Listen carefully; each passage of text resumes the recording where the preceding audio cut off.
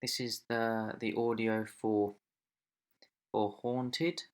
Again, there are two vocals. Well, technically three, but this last vocal here just has this little section, and that's it. But there are mainly two vocals. There's this first vocal that sings the verses, and then this second vocal which sings the choruses, and then they both sort of join together in the bridge here, as the bridge sort of builds up, and then this first vocal comes, and then the second vocal sort of comes in here and builds up, and then we're back into a chorus again.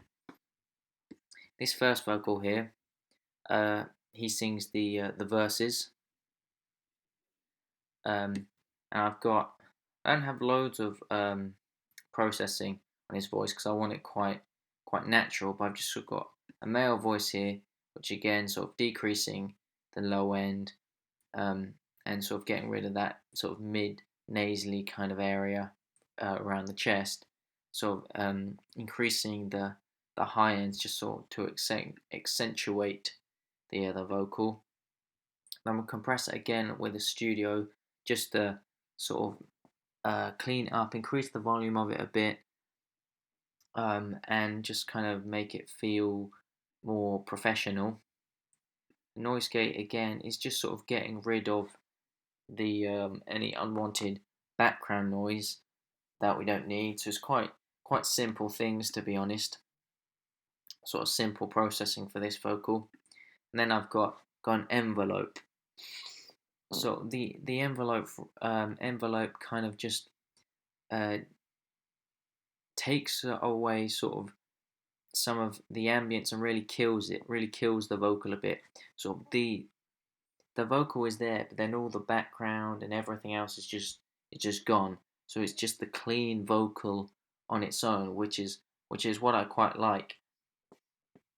It's just sort of it gives sort of some innocence to the vocal, having kind of nothing to support it, which is kind of what I want.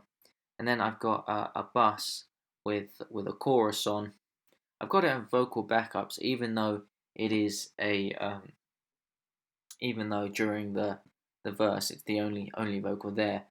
But what the backups do is it just sort of makes the vocal a bit thicker and just adds to the vocal, adds some texture to the vocal, which I think is good.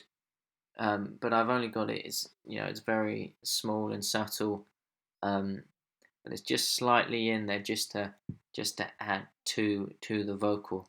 But generally, this vocal is left fairly untouched and quite clean, which is sort of what I'm going for, and which is kind of what I want with this. Just sort of like an innocent vocal on its own, kind of a thing. And then here we've got sort of the vocals, another vocal here in the chorus. This vocal is completely natural, with sort of a pop vocal here doing the same things as before, on the last vocal, the same as the compressor as well, and I believe the noise gate is slightly different, but it just sort of tightens up the track and removes anything unwanted, because there's some big gaps here, and I don't want any sound that is not needed to break through, so that just removes all of that. Then I've also got a chorus just to thicken up the vocal and make it a bit more rich.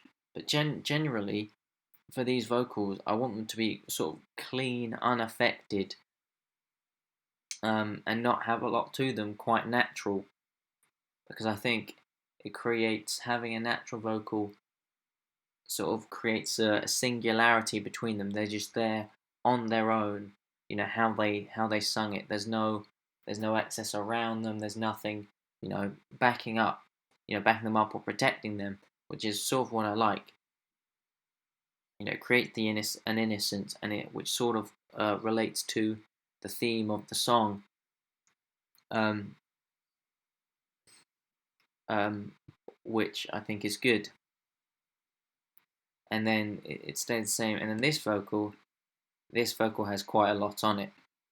Um, it's sort of like the vocal is just it's a singular sung bit, and it's like a roar, like someone's kind of screaming it, sort of a thing. So I've got the usual EQ compressor and gating on, just the same kind of things. Because it's the same singer here, I'm still sort of kept the general vocal processing the same, but I've got sort of a hard vocal here, so it's really compressed and really together and tight. And then noise gate again, just sort of cutting out any unwanted business. But here we've got vocal backups there, just for this, just adding to the texture.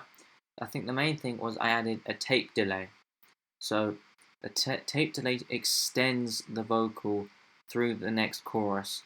So while the chorus is starting for the first couple bars, 2-3 bars, you're hearing this vocal just sort of fade out, and the delay of that vocal, which I think is quite good because it connects them up and sort of enables the bridge section to sort of roll over onto the chorus, and sort of as if the bridge has so much build up that it can't just stop. It sort of falls over. This sort of allows it to fall over onto the chorus. There's so much build that it can't. It has to carry on, and that's sort of what this vocal does. And then I originally added a stereo spread, but then I thought after listening to it, actually I quite like it without, because it gives more power, not having it spread out, having it singular together a bit more, gives more power to the vocal here, which is what I like. And then the exciter it adds another texture in there. It gives it I feel like gives a bit of spice to the vocal, and it just adds more character. And the reverb, just sort of vocal chambers, that's quite a lot of reverb in there, and it really gives this vocal a lot of atmosphere when it happens. There's a lot of space and a lot of sort of echoiness about it, which I think is good. It's sort of like it's all building up, and then this vocal here just pushes through with all its energy, which I think is kind of what I'm going for, and is what I like. And yeah, down here you probably are vocals. This is just the comping of the vocals, and the comps, and then here's just sort of the sort of one side bounce the individual vocals, and then process them. This vocal I didn't need to comp because it was fine as it is, so I just left it as it was.